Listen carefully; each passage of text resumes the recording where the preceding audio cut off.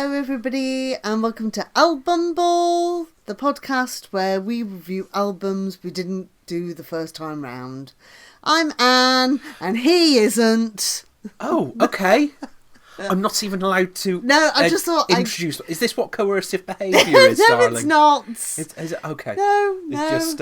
No, I just thought I'd get in before you did. Oh, right, okay. You just go steal my punchline. Yes. Thanks for that, then. Right, yes. At least we've set the tone for the episode right at the start. Yes. Right. We're back. Yes. To do another podcast. This time, your choice of album. Yeah. Which we will get into in a minute. Shortly. Any matters arising? So we have some news regarding other podcasts that we've done. Okay. As ever, Dan is trolling the podcast again. He's announced that he's got an album out in December, hasn't yes, he? Yeah. I think there was a countdown of like 49 days the last time I saw it, so there's definitely stuff incoming. I also saw that the Zootons are doing some gigs in October and November. Right, okay. So they might be coming to a town near you. Yes. And then I don't really know how to talk about this because I feel strangely uneasy talking about this. So, as I suggested in the last podcast, Yoast had some new songs coming out, which they did a few days ago. But also in the last couple of days, he's started posting things about doing Eurovision 2025. Okay. And as much as I'm like, go on, give it to them, you dirty swines. I'm also like... Can lightning strike twice? Just... Let it go. Yeah, not yet. Please, Just, yes. I mean, the question I would ask is, are NOS aware of...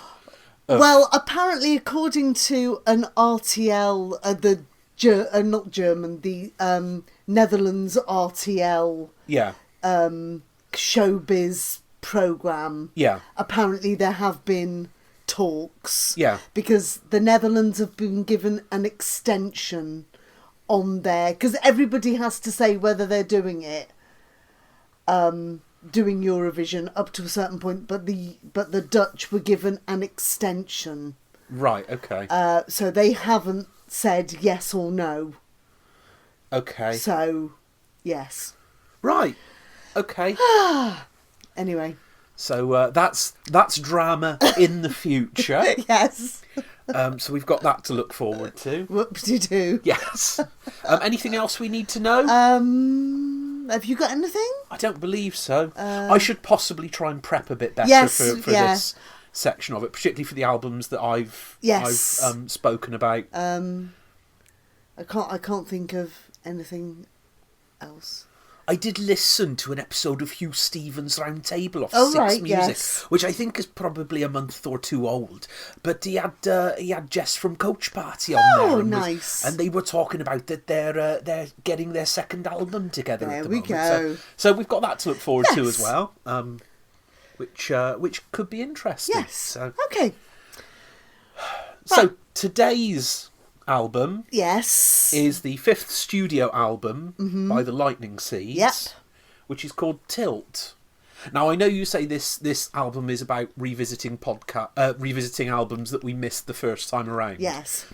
I very much didn't miss this the first time around. I think the majority of the rest of the people in the world did. Yes. But that is kind of like the point, is that one of us has heard it. Yeah. And one of us hasn't. Yeah. So we are kind of... Yeah. Anyway, carry on. So this was the last album recorded before the group went on hiatus for about a decade afterwards. It followed up their greatest hits compilation, Like You Do. Yeah. Which I have to say, copies available in pretty much every charity shop yes. up and down the land. But it's a great album. Yeah. And there are, I think to me, some of the highlights on the Greatest Hits album are some of the songs which aren't the best known. Yep. There's a new version on there of a song called Waiting for Today to Happen, which is absolutely amazing. Yeah. Really brilliant song and produced exquisitely. But yes, this album is the difficult follow-up album to the Greatest Hits, which I think there are a number of bands who have been, and solo acts who've been through this thing of, we released a Greatest Hits album. Then what do we do afterwards? Yes. I don't think this album got anything like the credit it deserved. Okay. Even Ian Broudie has said, looking back on it, he's not happy with it. I'll give him his due, because obviously he was the main creative force behind it, but I think he's wrong. Because I think it's absolutely fantastic as it is. Okay. It was re-released this summer on vinyl. Might have been shopping in the yes. There is a copy of said album next to the microphone. Yes. So we've got that to look at as well. I think actually, interestingly, what I will say is the artwork is darker and bluer than it originally was. Oh, right, okay. It was more silver, this part, rather than blue. So there's like an orange person riding a bike. Yeah, I don't know or a cat. What's that? Is that a tail? It's a tail, presumably. Okay. But it does have it does have that's a James Deany reference. Yes, I'm sure it is, and that's the outline of a car up in the background there, which I'm not really sure about. But yeah, apparently when this was originally released, Sony did one of their big marketing campaigns for it. And did things like had a billboard that was on the tilt, because the album's called Tilt, so people would think, there's something wrong there. But actually not. So, yeah. Okay. Some interesting people involved in this album. Yes. Tim Simonon of On the Bass fame. Yes. He's credited as a producer on one track, All Out. He actually had I believe he had his fingers in lots of pies in the production of particularly the beats for the more dancey tracks all the way through. So yeah, that takes us onto that. So shall we have a wander through? Let's have a little wander. So the album opens with the lead single from the album, one of only two released. And the number 27 hit, I can't believe I'm saying that, because this should have been number 1 for a month. The number 27 hit, Life's Too Short. Well, it's the very beginning of this song is quite in your face and bombastic. Yeah. And sets out that disco, slightly 70s. Yeah. I feel it is vision. It is a very Lighthouse Seed song.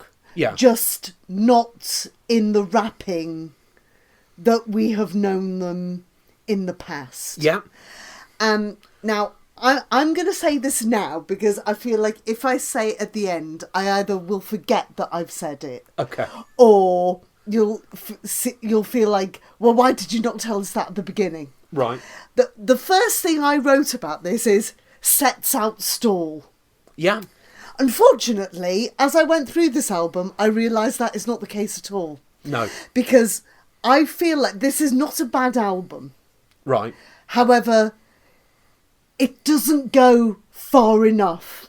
Okay. I feel like every so often he'll hark back to the old stuff. Yeah. Which is nice, but I think if you're going to go for a new theme, a new genre, a new sound, it needs to be 100% committed. All, and I was expecting an album of songs like that.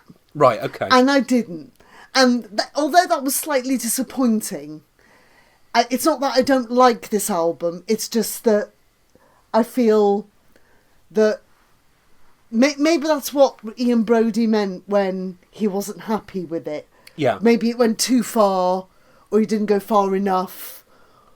Because you just feel like every so often he'll come back to like that safety blanket of, I'm doing some jangly guitar stuff. The thing is, I think that is in his DNA. Yes.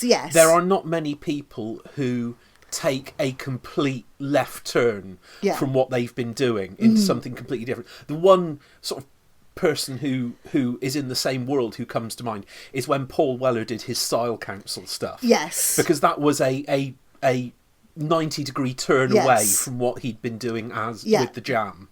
Yes. So I think, especially, I'm possibly coming back to this business of coming off the back of a hugely successful greatest hits album and a single which still gets huge amounts of play in the form of the bloody football song. Yes. Football. Hey. Yeah. But when I heard this, I was genuinely taken with it, thinking this is fantastic, because I've always liked somebody who goes out and makes dance music that's still properly structured as a song, and still has some emotion and meaning to it, and it has a slight bittersweetness to it as well, and there's a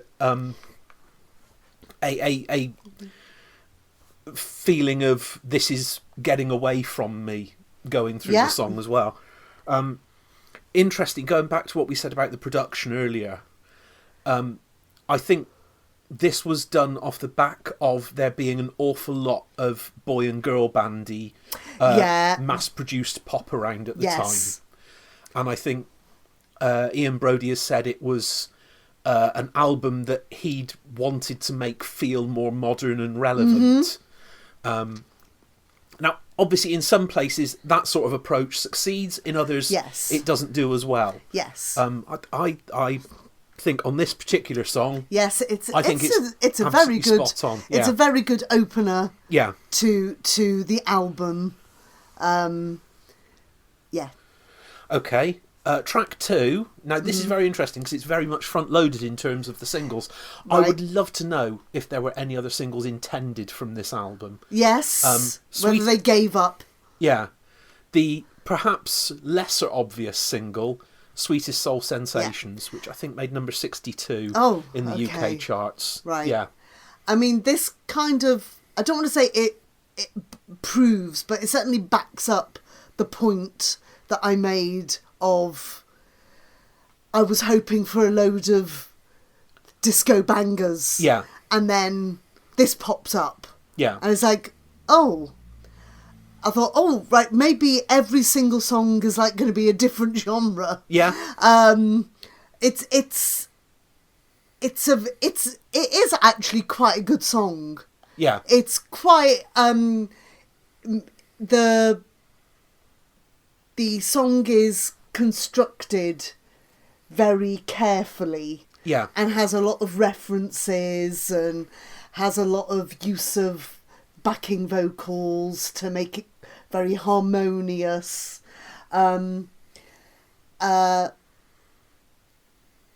does remind me of the other Lightning Seed song, the "You Tell Me What to Do." It's that kind of it's very light. Yes, I think there's an influence here from 90s R&B, which at this point was starting to take a lot of cues from older soul and funk music. Now, obviously, there are samples from Al Green built into this as well. So I think it's that sort of approach has been taken to this. Yes. I wouldn't have chosen it as an obvious single off the album. This to me is something that fans are going to listen to, and in the context of being a track on the album that they have some ownership of, and they think, very few people have discovered this. I've heard it and I love it. Yeah. I don't follow quite why it went out as a single, and I think possibly the resulting success or lack thereof Yeah. that it had was the result. It's certainly not indicative of the rest of the album. No, Also, no. you're not going to go, oh, I like that, I'll go and buy the album, and then you'd be very disappointed if you were expecting more of this. If you're That's solely what I mean. expecting Yes. that, yeah. It's a Yes. nice song, Yeah, I think but it's just, yeah. I remember hearing it as a single and thinking, I don't really get this. No. And I think in the context of the album where a lot of these things are being explored, it does make a lot more sense. Yeah. But possibly not as a single. Track 3 is If Only.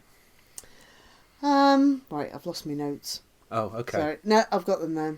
So, this one does feel a lot more contemporaneous. Yeah. This has a very 90s feel with the kind of jangly piano Yeah. and the strings underneath it. Although it's quite a dancey song, the actual lyrical composition is delivered quite slowly. Yes. In comparison. And also the lyrical content is Yes. much And more sombre. the one thing I really like about this song, and it's one thing I associate with Ian Broudie in particular, is his lower register. Yeah. Which I never ever think he uses as much as he should do. He does now. He does now, as he's slightly older. Yeah. So I quite like this, that it kind of goes down in the register rather than going up. Yeah. Yes, Again, this coming off the back of Sweetest Soul Sensations, I think makes quite a lot of sense, because we've had the explosive opening track and we've gone down into a fair lull, which obviously gets brought back up later on. But yeah, I like this as well. The one line that always gets to me is the second line in the chorus, which is "Don't tell me that you're lonely, you're lonely," which I think is really That's droll, isn't it? It's quite. Yeah, and I also think that's a good prediction of the future as well, because there's an awful lot of there are whole industries based on songs about what I'm going through at the moment. Hello, Ava Max, if you're listening. Hope you're not. But so that's where I am with that one. Track 4 is City Bright Stars. Right. Oh, that was a right as in, I've got opinions here. No, so now this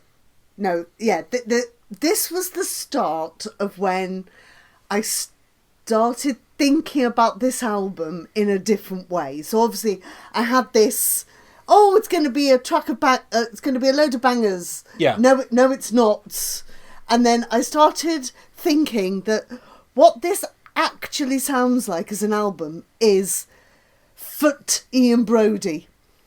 Okay. This feels to me like insert band here. Right. Foot Ian Broudie. So it's a collection of songs with Ian Broudie's. So to me, this was the all-seeing eye. Oh, with the really? la-di-da-di-dee, la-di-da, that kind of feeling. Okay. That's what it felt like to me. Yeah. Okay. So, because I thought the syncopation was quite interesting, and the string loop made it it is a very typical Lightning Seed song. Yes. But the background makes it very interesting to listen to, and picks up on different bits that you wouldn't have necessarily have picked up on if it had been a normal production. Yeah. Okay. Have I stunned you with my? The main thing I take away from this is the power of that string line that runs. I don't know whether it's a synth or whether it's actual strings, but ba bum bum bum ba bum bum bum ba bum bum, bum, bum, bum. Yeah. That line that's running through, I think, Yes. is such a powerful motif. I feel like this should possibly have been the opening track on the album. Yes. Because this, obviously, there's the reprise at the end, which we'll come to later on. This, to me, feels as though it's setting out the stage for a narrative piece of music with different movements all the way through. Yeah. So yeah, that's where I am with it on this one. On to track 5, which, if you were going to say this is Lightning Seed's song on this album, I think this is the most Lightning Seed song on this album, which is I Wish I Was in Love. So this is quite I think in modern parlance we would call this the sad boy song. Yeah. And in that vein, the content of Terry Hall is extremely evident in this song. It does feel a bit like a palate cleanser after everything we've had. It does feel like something that's a little bit more, not soft, but is a little bit kind of gentler. Yeah. Which again, a lot of Lightning Seed stuff has been. To me, this was Ian Broudie on a Dubstar song. Oh, right, okay. So this was Stars. This was, that kind of slightly more atmospheric, trancey, but still Lightning Seedsy. I was thinking this was a response to a lot of the down-tempo, sort of more left-field sound stuff that was around at that time. Possibly people like Portishead and Massive Attack. Yeah. But somebody turning that vibe into a pop song. Yeah. As always, beautifully constructed and put together. And I love the fact that you can see Terry Hall's fingerprints all over this. And I do wonder if somewhere at the vault at Sony there is an early version of this with his vocals on it as well. Possibly. Wouldn't that be Well, beautiful? it would be nice, wouldn't it? It's a real show. Obviously, Ian Broudie and Terry Hall worked together throughout their careers. But there are very few songs that actually have both of them on as vocalists, which I think is a bit of a shame. Yes. Because I think their voices would complement each other. Yeah, they were very, and I don't mean this in a dismissive way, but they were quite talky. They weren't great singers. No. They were more great tellers. Yeah, storytellers. Yeah. Yes. But I don't think there's ever any question that there's sincerity behind what they're singing. So the final track on side A of the recently reissued sorry, there's track 6 on the CD. Yeah. Is Happy Satellite. So this was another 90s electronica. I quite liked the way that, again, the background was quite fast and quite full. Yeah. But the chorus was quite slow and the verses were much more packed with lines. Yeah. So you had kind of a change of tempo without there actually being a change of tempo. Yeah. Yeah. Slightly trancy, a bit more out there. The backing sounded, now I couldn't remember which person it was.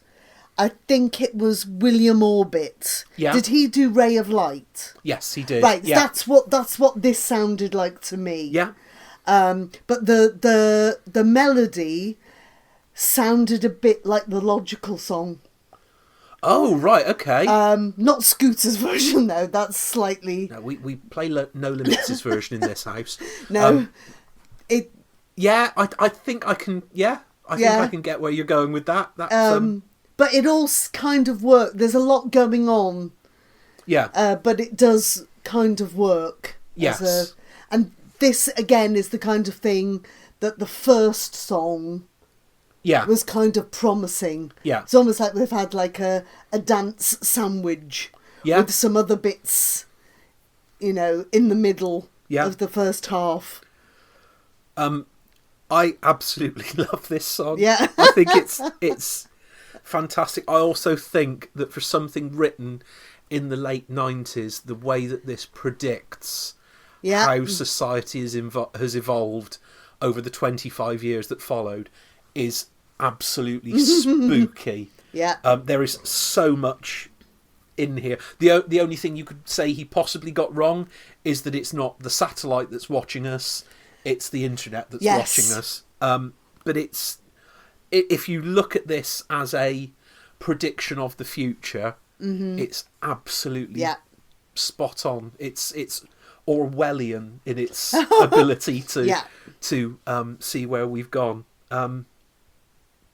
And it's also the fact that it is on the surface, a joyous song. But if you listen to everything that's going on underneath, it's, I'm watching this, I'm observing everything, but this is everything that's going on. This is not just the good things.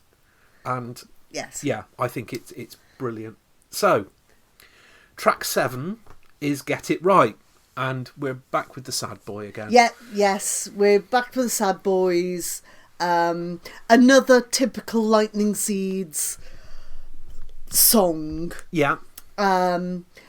Again, I would say this song in particular has a more sinister feeling to it. Yeah. It's a bit more minor key. That my adjacent note to this made me think of Black Coffee by All Saints. Oh, right, okay, yeah. That kind of, not really much going on in the background. Yeah. But is slightly dark. Yes. I think the different redemption is that Black Coffee has a note of positivity running through the lyrics. But this doesn't. Whereas this is more, if that's what you've got to do, then go ahead and do it. And don't get it wrong. Get it right. Yeah. And don't. No, and don't. Mess it up. That leads us into track 8, which is Cigarettes and Lies. Do you want to go first for a change? I can do if you like. It's again another slightly down tempo feeling in this song.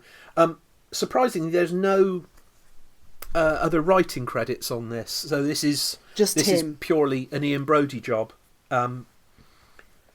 And whether this is possibly his voicing his concerns that what he's I don't want to say what he's producing is not authentic, but that's the phrase that comes to mind.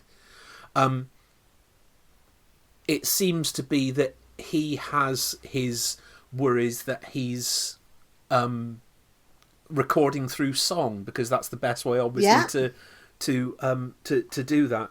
And I think this song is part of the result of it. Okay. I wrote that it's quite a chilled song and quite repetitive in the tune. The chorus, though, I found to be quite Beatles-ish. Yeah. The I listened to the chorus of a tiny bit of the chorus of this song over and over again, trying to work out that it reminded me of another, and I still cannot think for the life of me. I cannot quite get it in my head. No. What it is.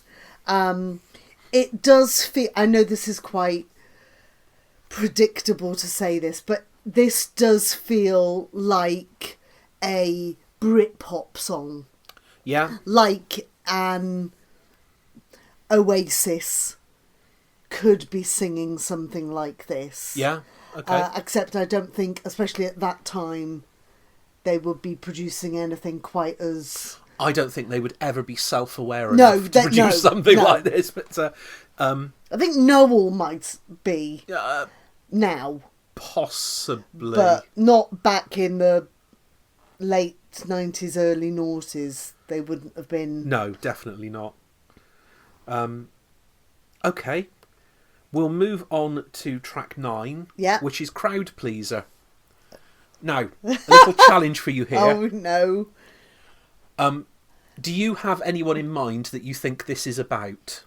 Well, you see, this is what I've actually written here. Look, who is this about? Okay. Because I did wonder whether he was aiming this at somebody. Oh, I think so. Or whether he was being a pastiche. Yeah. Or whether he was going, this is what I'd like to be. Yeah. Or whether it was just, I don't know. Do you think you know who this is about, or do you know? I don't know. I don't think it's ever. I think it's a bit of a Carly Simon thing. Yes. I don't think it's ever been said who it's about. Okay, who do you think it's about? But to me, if you think of what year were we at with this? Was it 99? Yeah. Yeah. If you think of where we were at 99, oh, that's a long time ago. I think this is bang on Robbie Williams. Oh right, yeah, okay, yeah, I can see that. And it's the whole manufactured music. Yeah. Thing, the whole management companies building up boy bands and then their members going off solo. Okay. And if you think about the sort of music that Robbie Williams was making by 99, it was all of this, I'm going to fill stadiums, I can do no wrong. It was when he was at his absolute peak of his confidence, even if not his recording ability. Yes. And that the public bought into that. Yeah. And it's the question of what happens when all that fades. Dies away. Yeah. Is there actually anything left? Yeah. Is there any substance? Yeah. Do you actually still have a soul? Yes. And the answer is... I'll be honest. I think Robbie Williams did some some interesting things in the noughties. Mostly bad drugs. What? No, I genuinely didn't they all? I genuinely think he made some some far more interesting music once he started being a bit less all-conquering, world-dominating. Anybody who makes a swing album can get in the bin as far as I'm concerned. But yeah. Anyway, on to songs. I've got something. Oh, sorry. Go on. To say. So, I quite like this song. Yeah. I thought it was, as I said, it was quite intriguing to listen to about what it kind of meant. Yeah. I thought that this was Ian Broudie on an Apollo 440 track. Yes. That drum. Yeah, it's that drum sound. There was a Yeah. lot of that going about in the mid-90s, late 90s. Yeah. Well, that's all the big beat sort of sound, isn't it? So Norman Cook as well and that sort of thing. So, sorry, I didn't mean to cut you off. That's all right. Track 10 is another song about real people. Yeah. And is Tales of the Riverbank. Yes. So this is obviously him. This is on a political lilt, or tilt even, I should say. Talking about the history of the docks in Liverpool. Yeah. And the way that the workers, and probably in this case, in particular referencing the dockers. Yeah. And the dockers strike. Yeah. That happened in Liverpool earlier on. That, well, probably would have been done by about the 90s, but yeah. And about the lives of the people and how they were treated, and so it's quite. I think this epitomises the fact that these are very good songs, but I'm not quite sure this song fits in between all these things. It feels a little bit... I think... I don't know. The position of it after Crowd Pleaser yes, on the album It's a bit jarring. But I also wonder if that's done On purpose, deliberately. yeah. To say, these are the things that, as a public, you are interested in. Yes. These are the things that shaped me, that I'm interested in, that affects the community that that I'm a part of. Yeah. The really searing line that I find in the middle of this is "not a word in the morning papers," which is there to reflect the effective media blackout that took place regarding this conflict, this situation, and how everyone was treated as a part. And I think as a piece of documentary song work, I don't think it's often been improved upon. I think to tell a story in a song like this is tremendous. We then have the reprise, which is called Pussyfoot, which is the instrumental part of City Bright Stars. Well, this was a nice little surprise, because I was going, oh, reprise? There's no song called Pussyfoot. No. And then it started up and I was like, oh, yeah, I've heard this bit before. Oh, we're having a bit of this, are we? So that was a nice little kind of... I'm not quite sure why... I'm not quite sure why it's there. I'm not quite sure why it's called Pussyfoot. I'm guessing that's the name that the musical part of that was given before possibly the lyrics were wrote for it. Now, I think this concludes a suite of songs. I've never worked out what perhaps the order should have been or how it should have been put together. Yes. I also think I should go through and listen to the B-sides from the CD singles. Because I'm sure there might be answers in there as well. To me, this feels like the conclusion of the album. This feels like this is bringing it. This is the epilogue that brings the thing to an end. But it doesn't. That takes us on to the final track, which is All the Things. Yeah. So this then goes back to that 90s jingly guitar, lightning seeds, safe space, almost. It's quite I think musically this is a gentle finish. Yeah. Lyrically, it's not. No. Because we have lots of things about, the walls are closing in and there's a lot of this is the end and it's slightly bleak. Yeah. Okay. What? I wonder if this was possibly a song that wasn't intended for this album originally. Possibly. But Ian and the band were convinced to put this on there because it was a strong song. Yeah. I could be completely wrong about that, but this to me feels part of a different work. I don't dislike it. I don't have any problem with it, and I do enjoy listening to it. But I'm not entirely convinced that this was originally intended for this album. Yeah.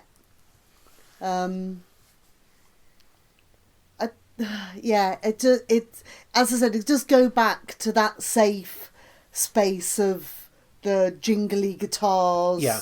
It does feel like we're reverting back to type. We've experimented a bit. Now I'm going to go back to what I know. Or I suppose it's possible that is the conclusion at the end of it. We've gone out, we've experimented with different, we've looked in different directions, but it's good to come home again at the end. Maybe. Yeah, I'd never thought of it quite like that. Right. Just thinking back about a previous podcast we did with Janelle Monáe. Yeah. That album certainly had sweets. Yeah. And maybe those two need to get together and sort out the storyline and get some instrumental bits in the right places. Yeah. So we know where the chunks are. But I sometimes wonder if artists get too hung up on devices for plotting an album. Yeah. Rather than just sticking them down. Rather than, recording songs. But, I don't know. I'm maybe completely barking up the wrong tree. I don't think so. Shall we move on to the last bit? Which is? Where we have any final thoughts and... As I said, I think this is... there are some really nice songs. Yeah. I just have reservations on how they have been presented to us. Yeah. As a... well, I don't want to say work. as a work. Yeah. Because it kind of led me down one path, and then I quickly realised it wasn't doing that. Yeah. Which was a slight disappointment. Now, here's a thought for you that's just come into mind. I'm a person who's always had a lot more time and interest in singles than in albums. Yeah. Now, do you think this album works for me because it feels like a collection of singles? Yes, perhaps, it probably does.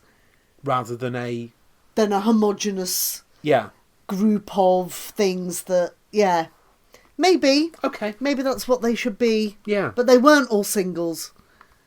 No, I think... And I don't think some of them could be. No. I also think Sony lost confidence in it very quickly. And I don't know whether there was a strategy that was going on with it, or whether there was a third or perhaps even fourth single off of it that would have been remixed by Fatboy Slim, and as was the vogue at the time. Yes. But no, there was, interestingly, I also read that in a review of this album by Justin Lewis, who you probably know off Twitter and Blue Sky, yes. and writing brilliant books about pop music, mentioned that this album, I'm sure it was his review that said that. I hope it was anyway.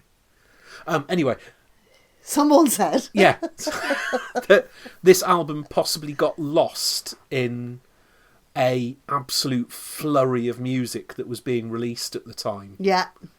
At a time when it started becoming more difficult to actually go and buy music. There was an awful lot of instability in the record market at the time. A lot of the smaller record shops had closed by this point, so perhaps it got caught up and swept away and all that. I suppose when you've had your greatest hits, it does kind of unknowingly suggest that these aren't. Well, this is, but it's the problem. If you look at how many bands have had a greatest hits album, or how many acts in all have had a greatest hits album, and then have come back and released more songs afterwards, and have had the same level of success, I think I can think of two acts who have pulled that off, who are Queen and Madonna. Well, yeah. Aside from that, I'm really struggling to come up with a band that have scaled the heights again after releasing a compilation. I suppose the thing is somebody like Ian Broudie and the whole band of the Lightning Seeds were hiding to nothing, really. Because if they had released more stuff like before, people would be going, oh, it's the same old stuff. And then they do something different and people go, oh, it's not like the old stuff. Yeah. So I feel like they can't win, almost. It always is difficult when you're in a band as well established as that to actually work out a new direction or to make a new sound. Yeah. So, yeah. Anyway, I think we've unpacked that one. Yes. So we've thoroughly tilted our Lightning Seeds. Yes. And I'm not sure what conclusion we've reached. But it's been interesting to talk about that, because that's probably, out of all the albums that I've chosen thus far, is the one that I know the best. Yes. And it's interesting to talk about that and still come up with new thoughts about it and new ideas. So, yeah. Right.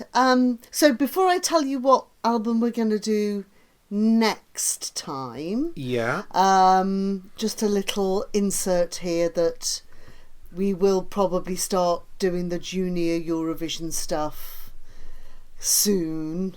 I know I mooted that podcasts will be incoming, but I think there's like only 2 or 3 that haven't been released yet. Right. So okay. if we start, maybe by next week, if we start doing some, Yeah. I know you're filled with happiness. Are Germany doing it again this Yes. year? Oh, that's all right. Yeah, 'cause we can watch it on Kika because the BBC have, I don't know, had a strop. I don't know. We're Stangen Nickwithry, were Have been turned into glue. Yes. Aww. It's the problem that I've felt. This is not a conversation for this podcast. The problem I've felt with Junior Eurovision, and particularly the British participation in it, is that they never quite get the idea of how to do it, how to do a song for kids. Yeah, because they don't have the culture, do we? You know, like in other countries, we've seen that they have like kiddie contests. Yeah. And there's lots of singing and dancing and not quite to the mini pops. You know. Yeah. That's probably the nearest we ever got. Yeah. To that kind of. But even that was mostly just kids miming, wasn't it?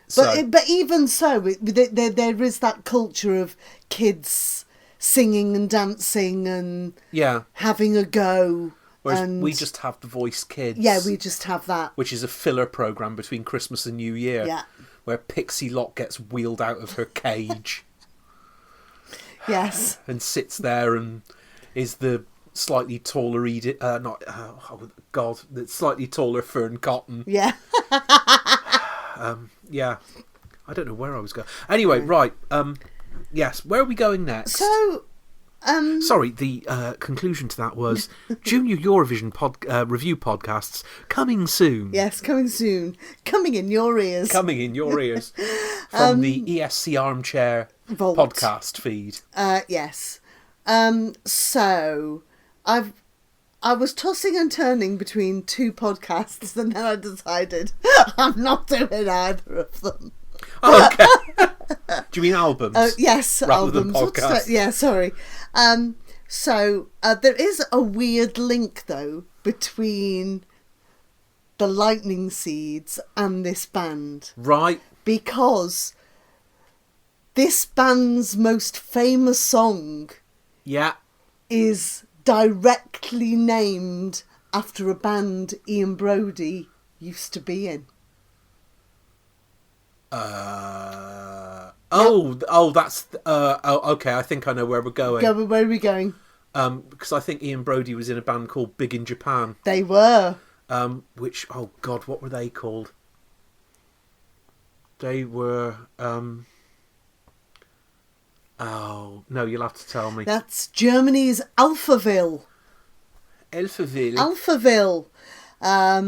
And we are going to listen to that album that Big in Japan that is album on. by Oceanic. No, sorry. Which is called... Oh, there's an idea for a future one. That album is called Forever Young. Yeah. Which is also a song people will know. Yeah. There are lots of songs on this album that people know, not because of Alphaville, but because it's been used in something else. Because isn't at least one of the Capella records built on... Yes. On one of their songs. Yeah, okay. And they're very much more than a one-hit wonder, which is what they are basically in this country. Yes.